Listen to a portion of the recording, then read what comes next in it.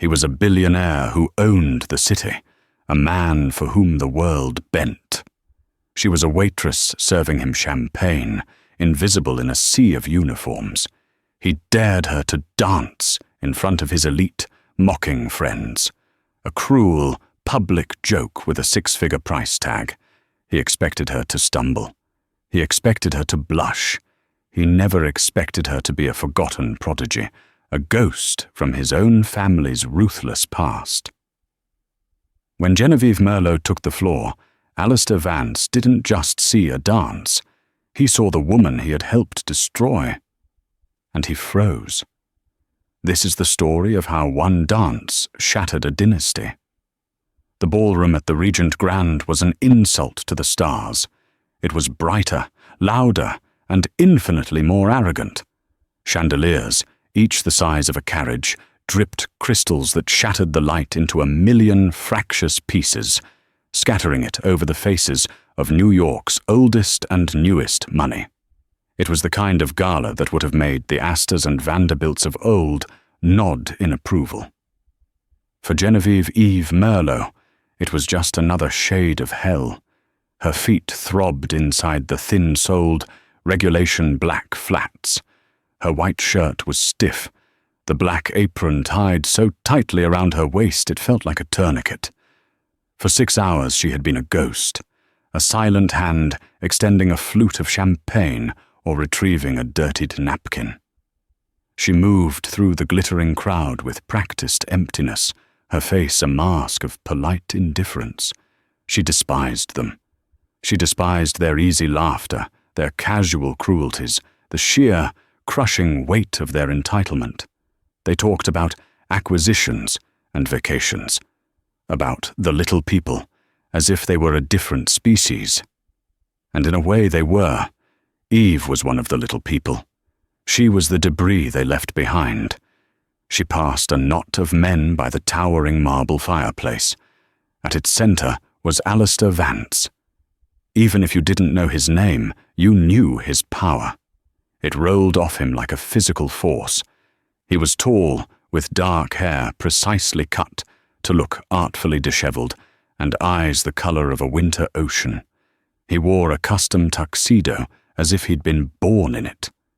This was Alistair Vance, the CEO of Vance Global, the man who had inherited an empire and, to everyone's surprise, tripled its value before his 30th birthday. He was a shark in a tailored suit, and the ballroom was his ocean. His companions were the usual sycophants.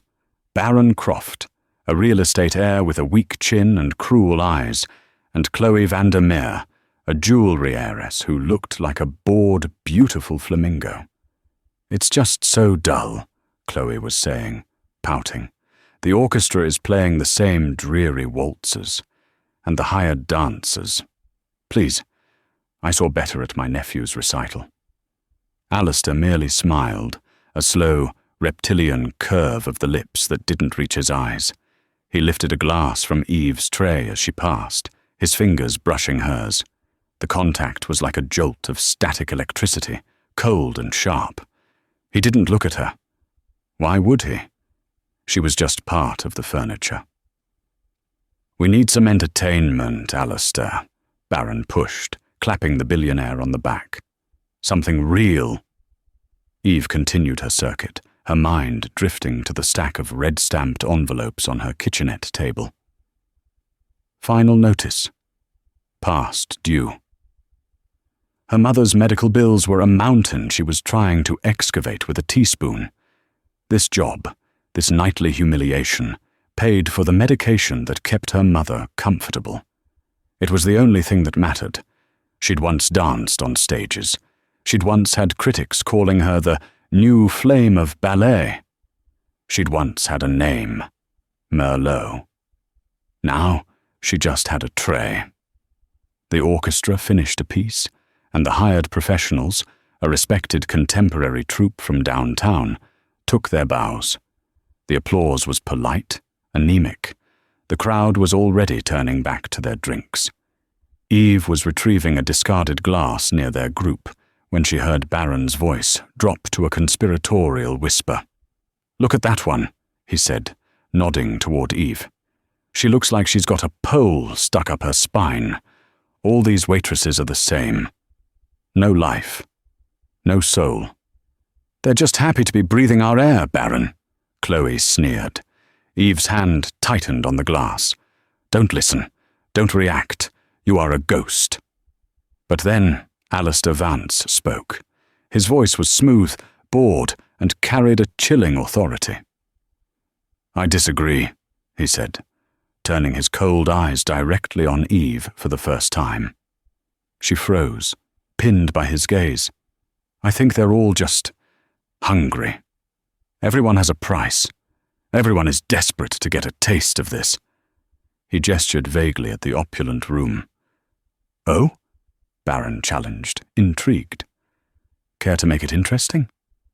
Alistair's gaze raked over Eve, from her worn-out shoes to the tired lines around her eyes. It was a look of bored assessment, as if he were calculating the value of livestock.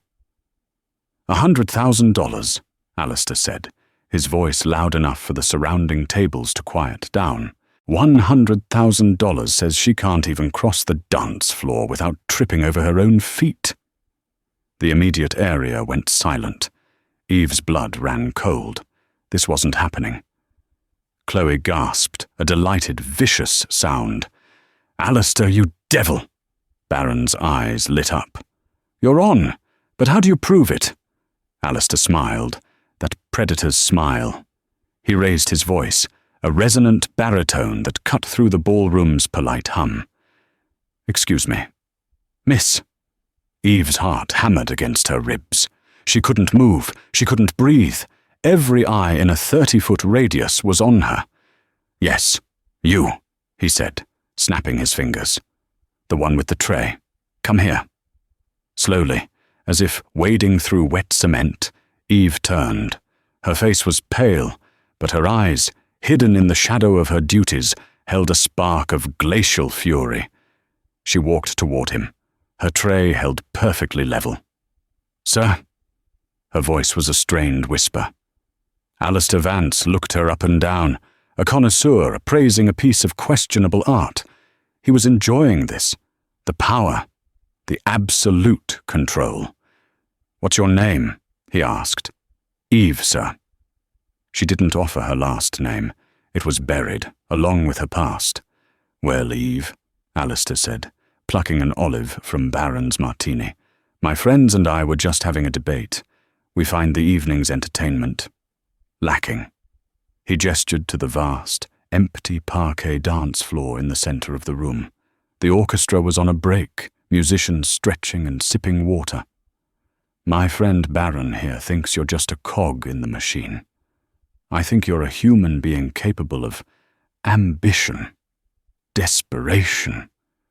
He leaned in, his cologne expensive and overwhelming. I have a proposition for you. The crowd was thickening around them. People smelled a spectacle, a public execution of etiquette. I am daring you, Eve, to dance, he announced. A collective scandalized gasp rippled through the onlookers. A waitress? Dance? At the Legacy Ball? Right here. Right now, Alistair continued, his voice resonating with theatrical cruelty. Go out on that floor and perform for us. Give us something to talk about. Eve's face burned with humiliation. Her knuckles were white where she gripped the tray. Sir, I can't. I'm working. Oh, I think you can, Alistair said softly. He reached into his tuxedo jacket and pulled out a checkbook and a sleek, platinum pen. He scribbled quickly, tore out the check, and held it up between two fingers. $100,000, he said clearly. If you dance for us. Just 5 minutes. And if we're not entertained. He smirked at Baron. Well, let's just say you have to be good. This was the twist of the knife. It wasn't just a dare, it was a mockery. He was asking her to make a fool of herself for money. He was proving his point that everyone, even this mousy waitress, had a price. Alistair. "This is barbaric," whispered a woman nearby, fanning herself, though she wasn't moving to stop it. "It's brilliant," Baron chortled, already pulling out his phone to record. Eve stared at the check. $100,000. She didn't see the money. She saw her mother's hospital room, the beige walls, the incessant, worrying beep of the monitors. She saw the surgeon's face, kind but firm, explaining the experimental treatment. "It has a high success rate, Ms. Merlot, but it is not covered by your insurance. $100,000 would be more than a down payment. It would be a cure." She looked at Alistair Vance. He was still smiling, his eyes glinting with lazy, confident cruelty. He expected her to cry. He expected her to run away in tears or to stumble onto the floor and flail awkwardly, confirming his cynical worldview before he magnanimously saved her from further embarrassment. He was daring her to dance. He had no idea who he was daring. He was holding a check, but he was also holding a grenade, and he had just handed her the pin. "What's it going to be, Eve?" Alistair taunted. "Your pride? Or the cash?" Eve's spine, which Baron had accused of holding a pole, suddenly felt like it was forged from steel. The throb in her feet disappeared, replaced by a thrum of energy, ancient and familiar. She looked at the check. Then she looked at the orchestra leader, who was watching the scene with wide, alarmed eyes. "If I do this," she said, her voice shaking but gaining strength, "you pay me, no matter what." Alistair's smile widened. "You have my word." "As a Vance." "And," she added, lifting her chin, "I choose the music." Alistair was taken aback for a second. Then he laughed, a full, rich laugh that echoed in the silent room. "Bold, I like it. Fine. What do you want? Some pop song? A little salsa?" Eve ignored him. She set her tray down on a nearby table with a definitive, sharp click. The sound was like a gavel. She walked past Alistair, ignoring the hands that reached out to stop her, the whispers of, "Is she insane?" and "This is a disgrace." She walked directly to the orchestra conductor. He was an older man with kind eyes, and he looked terrified. "Maestro," Eve said, her voice low and clear. "Do you know Camille Saint-Saëns' Danse Macabre?" The conductor's eyebrows shot up. "Danse Macabre? Miss, that is a deeply complex—" "I know what it is," Eve said. "It's a waltz, but it's a story. About death calling the skeletons from their graves to dance until dawn." The conductor looked from Eve's drab uniform to the terrifying, powerful billionaire watching them. He saw the fire in her eyes. He saw the set of her jaw. He nodded once. "We know it," he said. "Start," Eve commanded, "from the violin solo, the Devil's Tritone." She turned away from him and walked to the center of the vast, polished floor. The ballroom was utterly silent. The air crackled with anticipation and scorn. Baron Croft had his phone up, a gleeful, mocking grin on his face, ready to capture the moment the little waitress fell flat on her face. Chloe was whispering to her friends, her hand over her mouth to hide her giggles. Alistair Vance had retreated slightly, standing with his arms crossed, his expression one of amused, kingly detachment. He'd created the spectacle. Now he would watch it unfold. Eve stood alone in the center of the floor.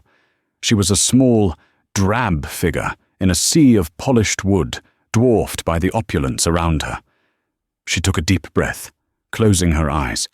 Breathe. Feel the floor. This is your stage. They are not the audience. They are the darkness beyond the lights. She untied the apron from her waist. She folded it neatly, precisely, and placed it on the floor at the edge of the stage. This simple, domestic act was done with such deliberation that the first few titters died in people's throats. Then she unpinned the tight, regulation bun at the nape of her neck. Her hair, A cascade of rich, dark chestnut fell to her waist. It was like a banner unfurling. She shook it out, a single fluid motion of defiance. She kicked off the cheap black flats, one, then the other. They skidded across the floor. She stood in her thin black socks, her toes gripping the parquet. She rolled her shoulders, cracking the tension in her neck. The posture of the waitress, hunched, invisible, apologetic, melted away. Her spine elongated, her chin lifted.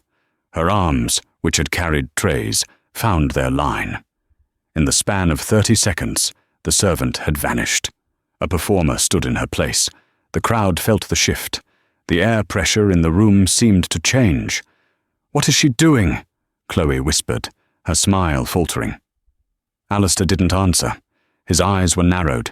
His amusement was fading, replaced by a flicker of something else. Irritation. No. Curiosity. Eve raised her left hand, her fingers delicately extended, signaling the conductor. The conductor raised his baton. Silence.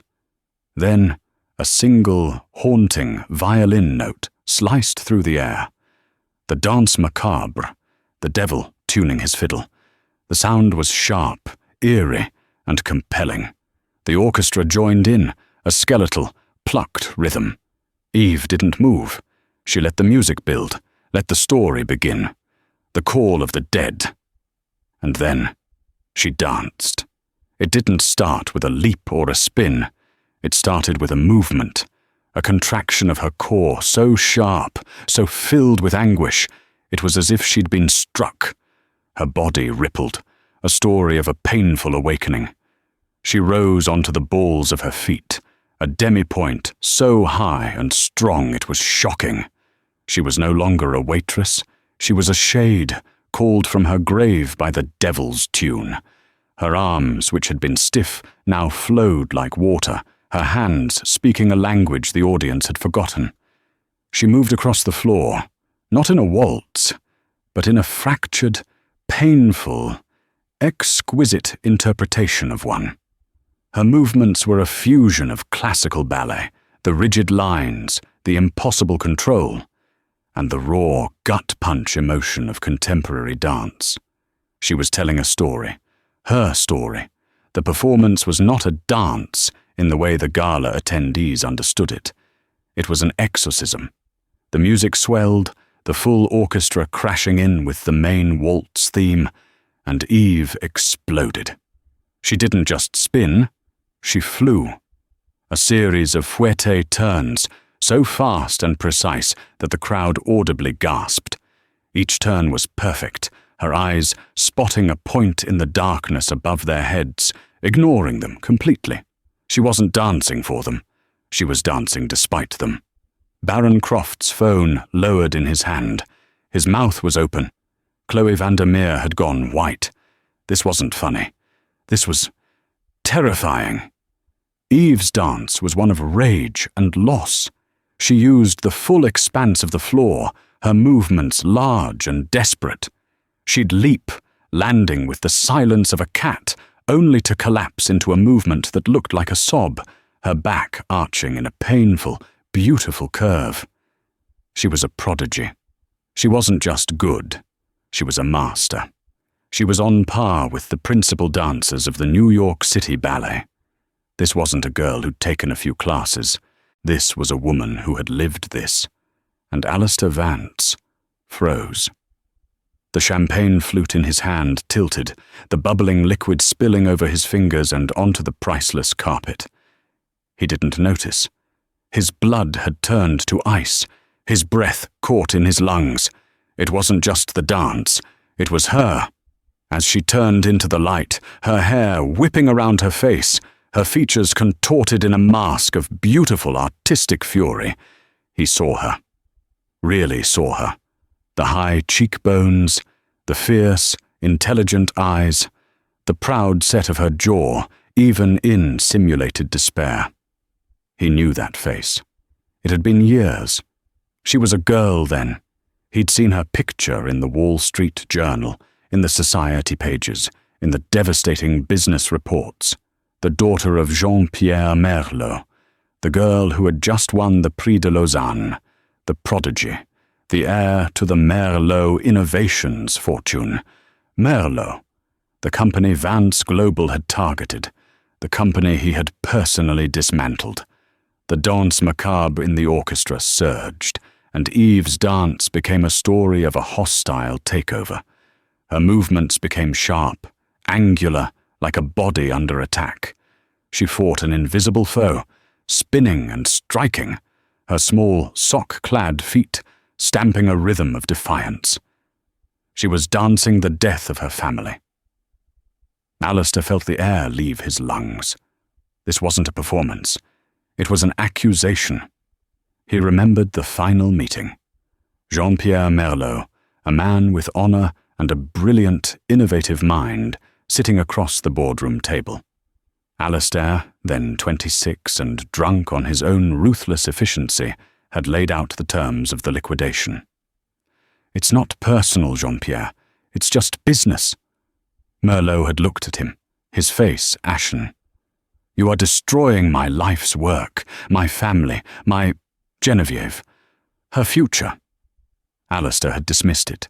Collateral damage. Now that collateral damage was on his dance floor, holding 1,000 wealthy snobs in captive, terrified silence.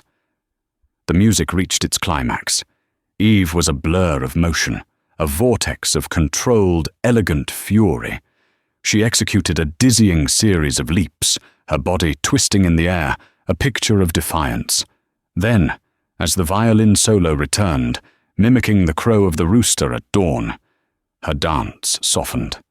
The fury ebbed, replaced by a profound, heart-breaking sorrow.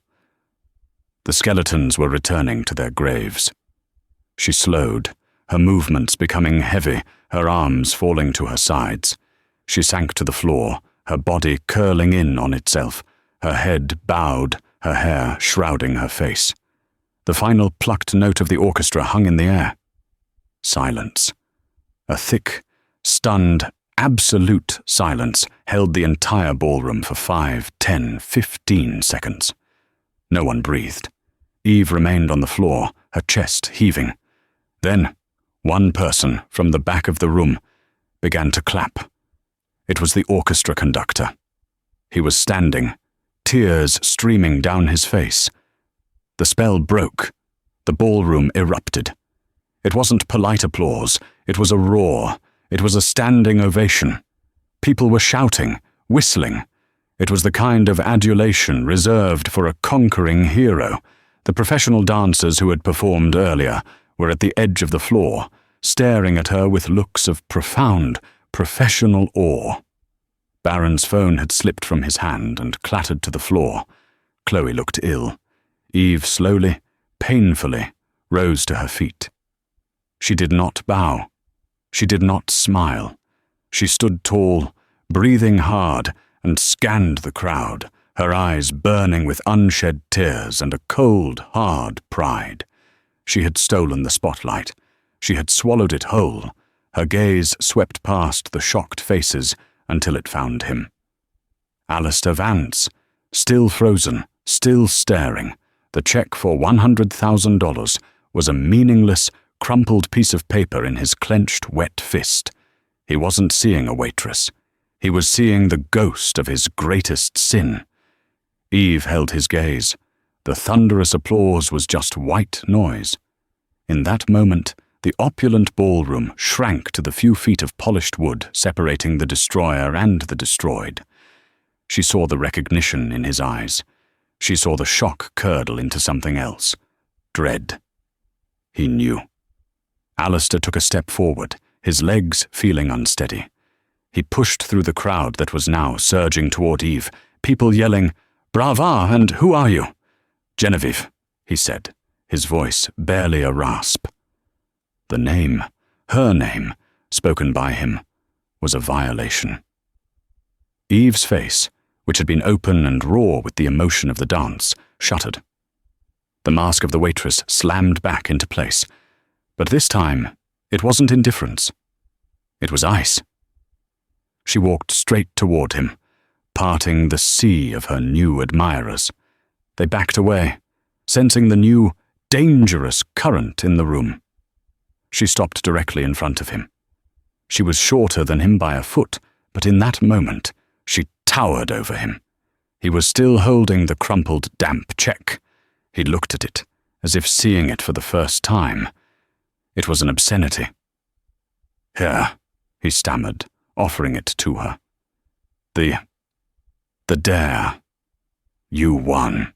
Eve looked at the check. $100,000, the money that would save her mother, the price of her humiliation, the price of his entertainment. She took the check from his numb fingers. Alistair felt a strange, absurd flicker of relief. She'd taken it. It was a transaction. It was clean. Then she tore it in half. And again. And again.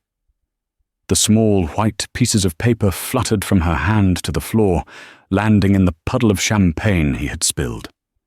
"I don't want your money, Mr. Vance," she said, her voice lethally quiet, cutting through the din. I didn't know," he began, but the words died in his throat. What didn't he know? That she could dance?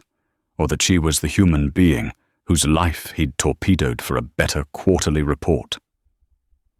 "You didn't know," she repeated, her voice dripping with a scorn so pure it was almost beautiful. "That's what you told my father. It's just business.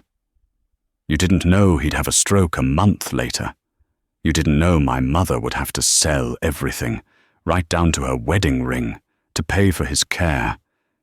You didn't know I'd have to drop out of Juilliard 2 months before graduation to work 3 jobs to keep us from being homeless."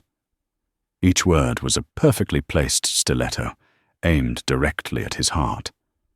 The people nearby, the ones who had been clapping, were now frozen in a new kind of spectacle. This was better than a dance. This was blood in the water.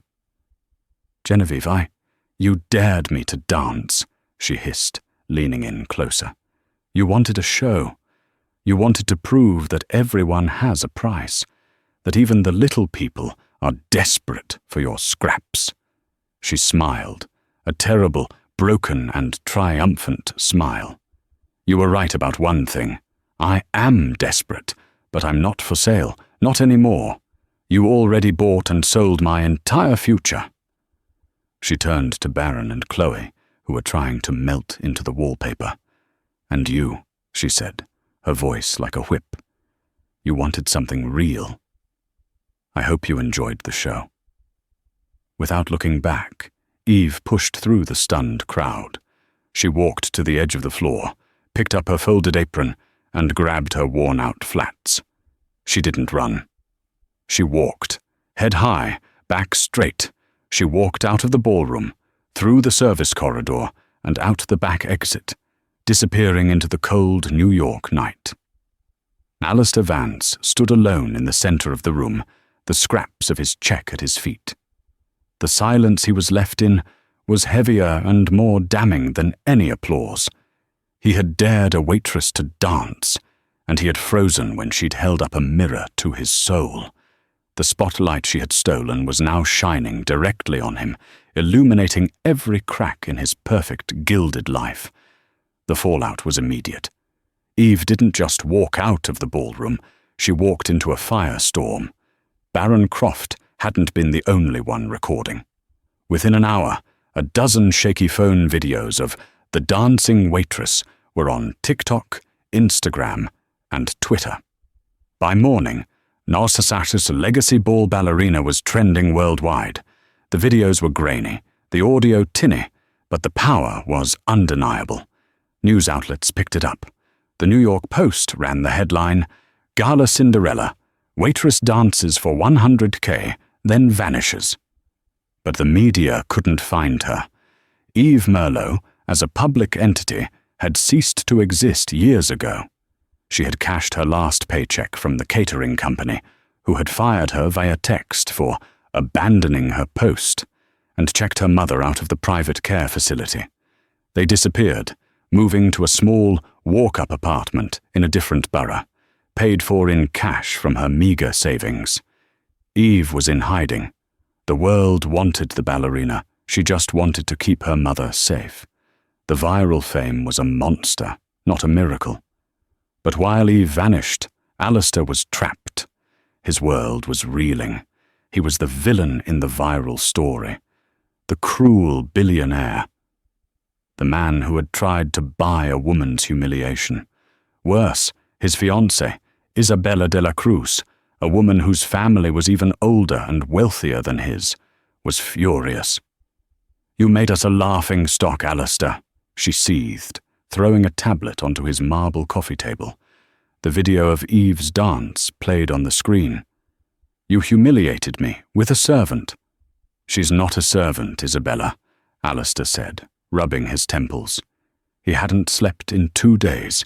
Eve's face, contorted in that dance of loss, was burned into his memory.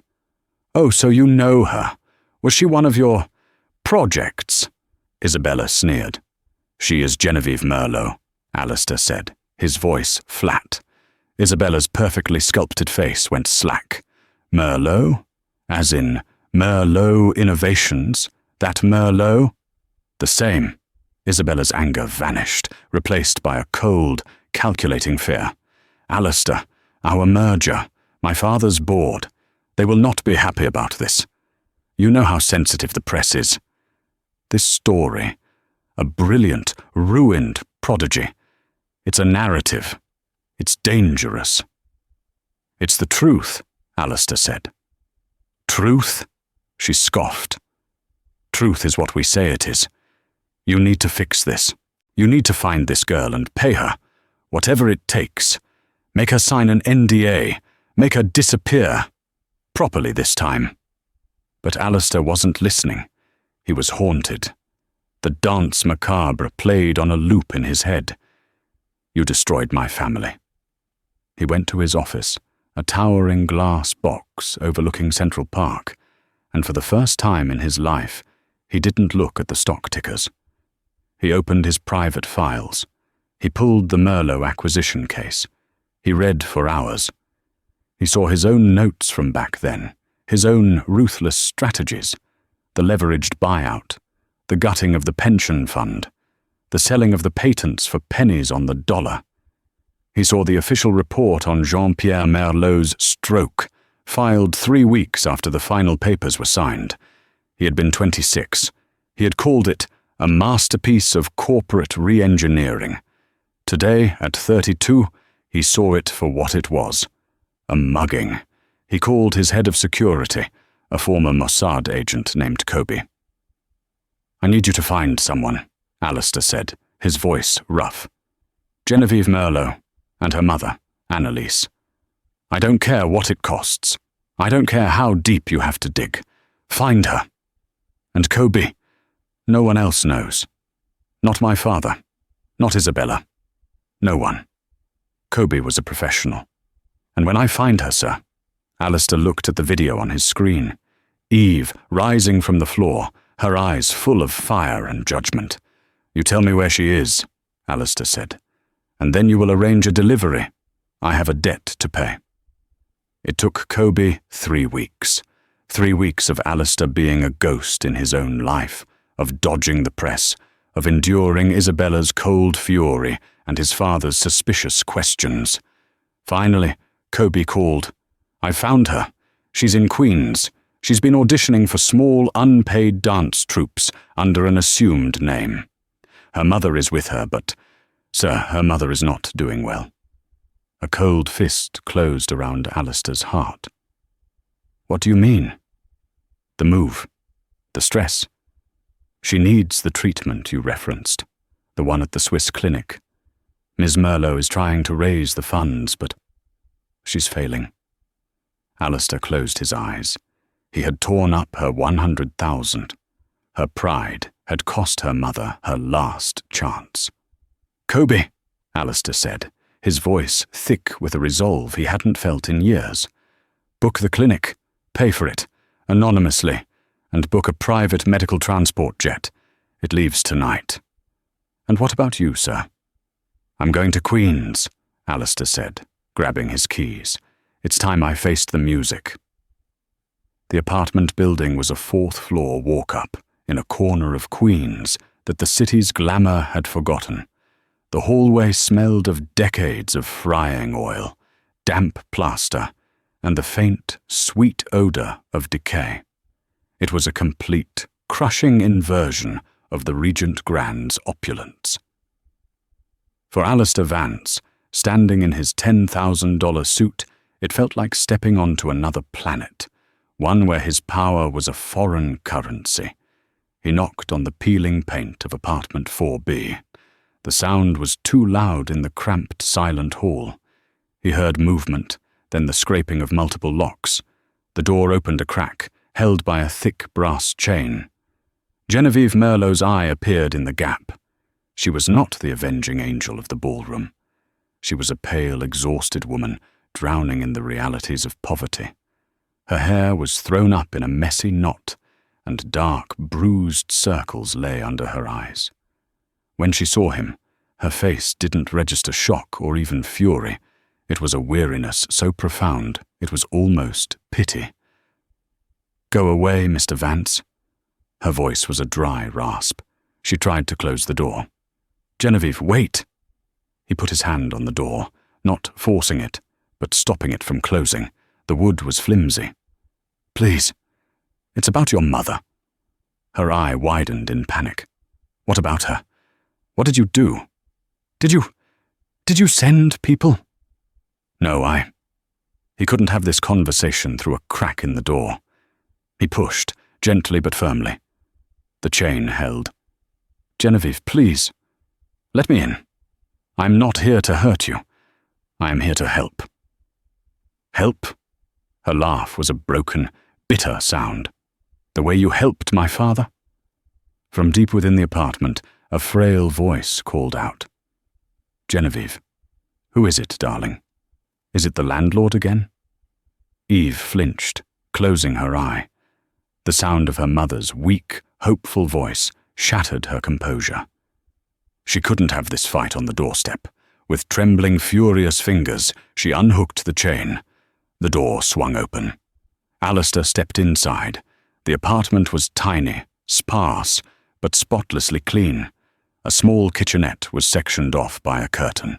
The main room had a sofa, a small table, and a closed door that obviously led to the bedroom. He could hear the faint sound of an old television from behind it. "How did you find me?" she hissed, her arms crossed, her body a tight knot of defensive rage. "I have resources," he began, but she cut him off. "You have spies." "Yes," he said, accepting the label. He had no right to defend himself. "I know about her condition. I know about the experimental treatment in Switzerland.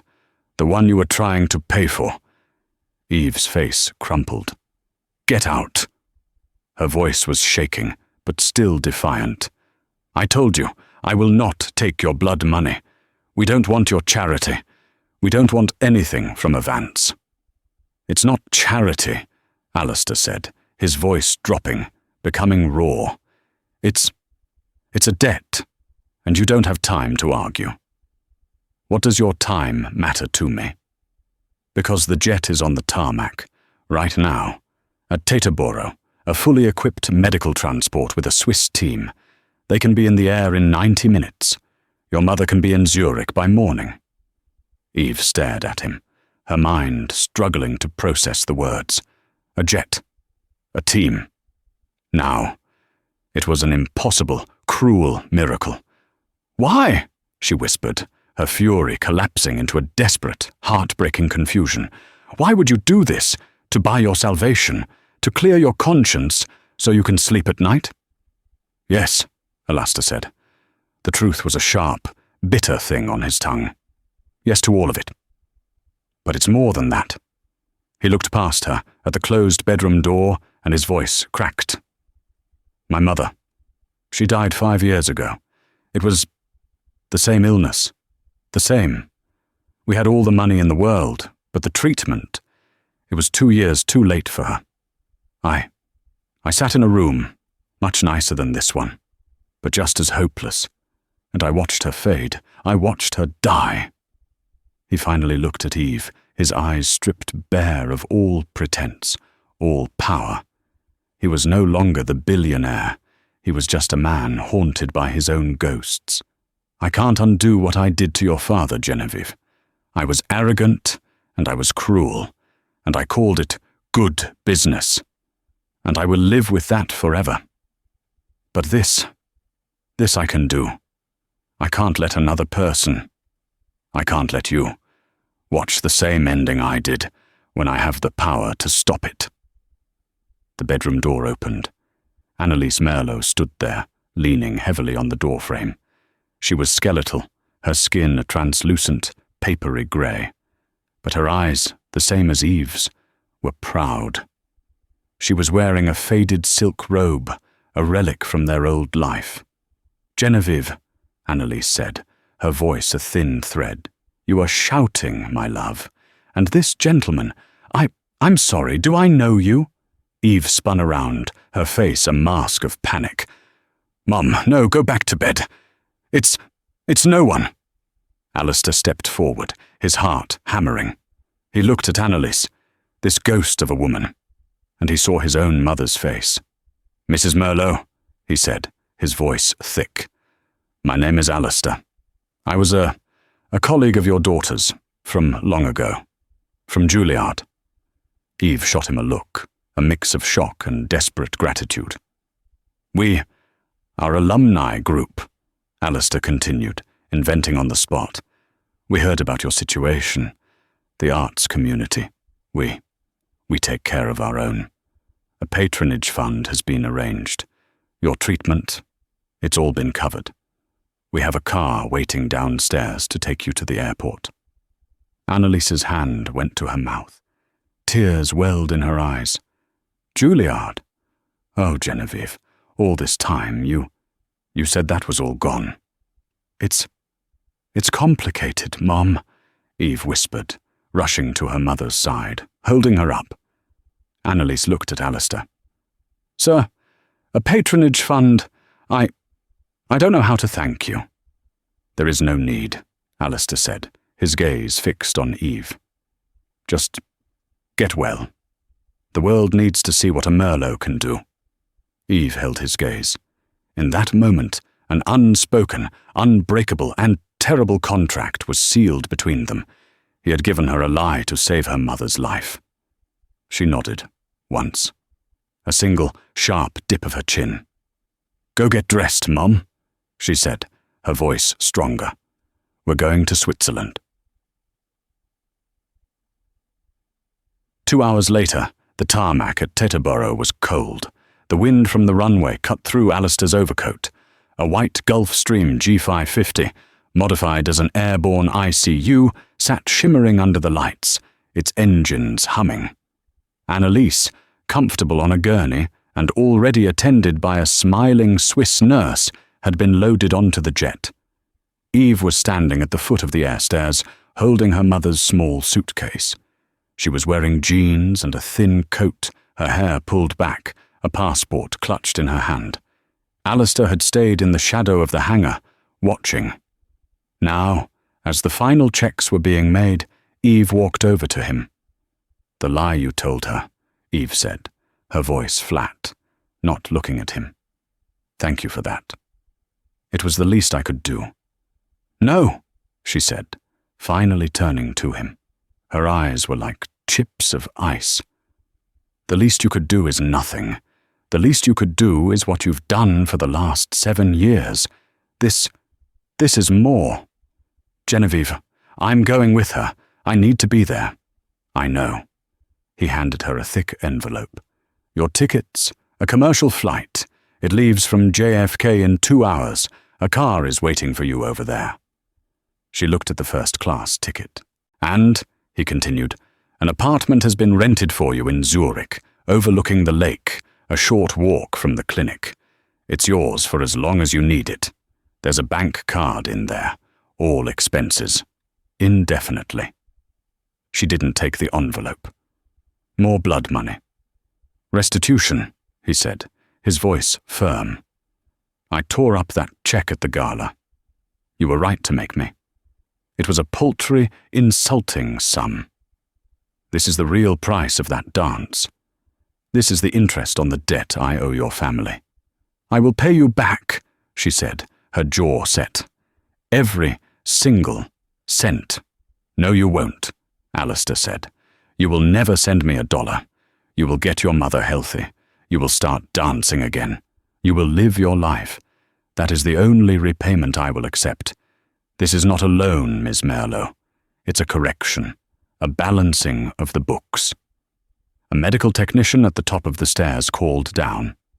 Ma'am, we are ready for departure.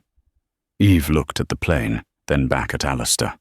Her whole body was trembling, caught between the hate she felt for him and the desperate, undeniable gratitude. This does not make us even, she said, her voice a low, warning hiss. I know. This doesn't mean you are forgiven. I don't expect to be. She finally snatched the envelope from his hand. Go to hell, Alistair Vance. I've been there, he said quietly as she turned her back to him. It looks a lot like a hospital room. She stopped. She didn't look back, but she paused for a fraction of a second. Then, without another word, she ran up the stairs and into the jet. The door was sealed, and the engine spooled up to a whine. Alistair stood in the cold, not moving, until the plane was just a red light disappearing into the night sky. Alistair Vance returned to his life and set it on fire. The next day, he broke his engagement with Isabella de la Cruz. It was not a polite conversation. It happened in his penthouse, with her screaming about alliances and stock prices. You are destroying our families, she shrieked. No, Alistair said, taking off his cufflinks. I'm ending a business transaction, and I'm starting my life. The week after, he called an emergency meeting of the Vance Global Board. His father, Arthur Vance, sat at the head of the table, smug. He saw Alistair's recent charity as a temporary, sentimental madness. Alistair, Arthur began, I trust this phase is over. We have a portfolio to discuss. We do, Alistair said, his voice echoing in the silent room. Which is why I'm tabling a motion for your immediate removal as chairman. The chaos was instant, but Alistair had been meticulous. He had spent the last 7 days on the phone, leveraging his personal shares and forming a new, younger block of shareholders who were tired of Arthur Vance's 1980s-era ruthlessness. You've gone soft, Arthur bellowed, his face purple. That girl, that waitress, she poisoned you. She woke me up, Alistair corrected. The vote is 51-49. You're out, Father. The Vance Global of Just Business is over. We're liquidating the Cayman funds. We're tripling our R&D. And 10% of all net profits will now go to the New Arts Foundation, effective immediately. He left his father screaming in the boardroom. For 6 months, Alistair worked. He dismantled his father's toxic systems and rebuilt the company. And, in the dark hours of the night, he planned his real work. He researched. He bought a historic abandoned building in Tribeca. He hired the best architects. He didn't hear from Genevieve. Not a word. He told himself it was for the best. Then, one rainy afternoon, a postcard arrived. It was from Zurich. On the front, a picture of the snow-capped Alps. On the back, in strong, elegant script, were just 3 words. She's walking again. Alistair closed his eyes, the first real, unburdened peace he'd felt in a decade settling over him. He picked up his phone. Kobe, we're green-lighting the foundation. All of it. 1 year to the day after the disastrous gala, the Merlot Conservatory of Dance opened its doors. It was not a stuffy, high-society event. The building was a marvel of glass and restored brick, and it was thrumming with life. Young dancers from every borough, of every colour and background, were performing in the atrium. Alistair Vance stood at the back, by a pillar, nursing a glass of water. He wore a simple dark suit. He was a guest, nothing more. The lights dimmed. A single spotlight hit the stage. Genevieve Merlot walked into it. She was a different woman. She was not the waitress, not the ghost. She was a director. She was radiant, her hair tied back, her body strong, and radiating an authority that was both earned and absolute. "Welcome," she said, her voice clear and strong, no microphone needed. Power is a current. It can be used to light up a city, or it can be used to destroy. For a long time, I only knew its destructive force. I watched it dismantle my family, and almost destroy me. Her eyes scanned the crowd, passing over the donors and the press until they found him, hidden in the shadows. Her gaze locked with his. "I am here," she continued, her voice unwavering, "because of a second chance, not just my own, my mother's. She is in our front row tonight, healthy and whole."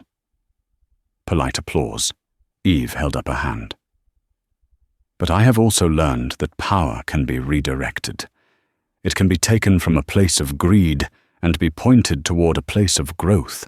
This school, this is that redirection." She smiled, a real, brilliant smile. "This is where we take the pain of the past and we build." Later, as the party celebrated, Alistair was trying to slip out. "Leaving so soon, Mr. Vance?" He turned. She was there. "Miss Merlot, Genevieve. The school it's breathtaking." "It's a start," she said, echoing his own words from a year ago. She was holding 2 glasses of champagne. She offered one to him. He hesitated, then took it. "My mother wanted me to thank you.